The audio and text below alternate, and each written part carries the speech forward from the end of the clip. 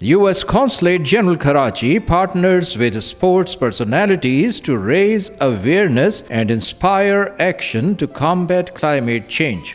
अस्सलाम वालेकुम, मैं Hajra Khan Pakistan national women's football team की कैप्टन हूँ।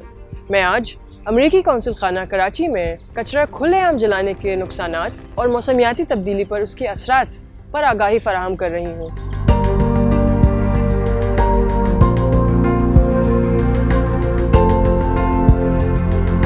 खुलेआम कचरा जलाना इंसानी सेहत के लिए बहुत ख़तरनाक है, क्योंकि इससे धुआं पैदा होता है जिसमें नाइट्रोजन ऑक्साइड, मुख्तलिफ ज़र्रात, भारी धातें और तेज़ाबी गैसेस शामिल हैं। ये गैसेस माहौल और इंसानी सेहत के लिए जहरीली हैं, जिनसे कैंसर, पैदाइशी नकाइस, दिल की बीमारी और सांस की बीमारियां हो सकती हैं। लिहाजा अपने इलाके को आलूदगी से महफूज रखने के लिए कूड़ा हमेशा महफूज तरीके से ठिकाने लगाएं।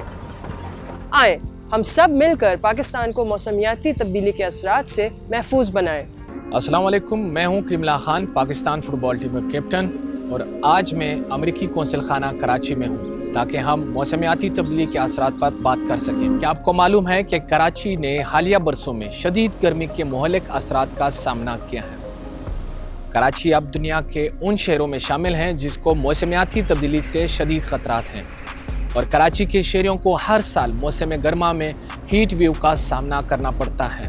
मौसमियाती तब्दीली के असरात कम करने के लिए ज़रूरी है कि हम सब मिलकर माहौलियाती आलूदगी को कम करें।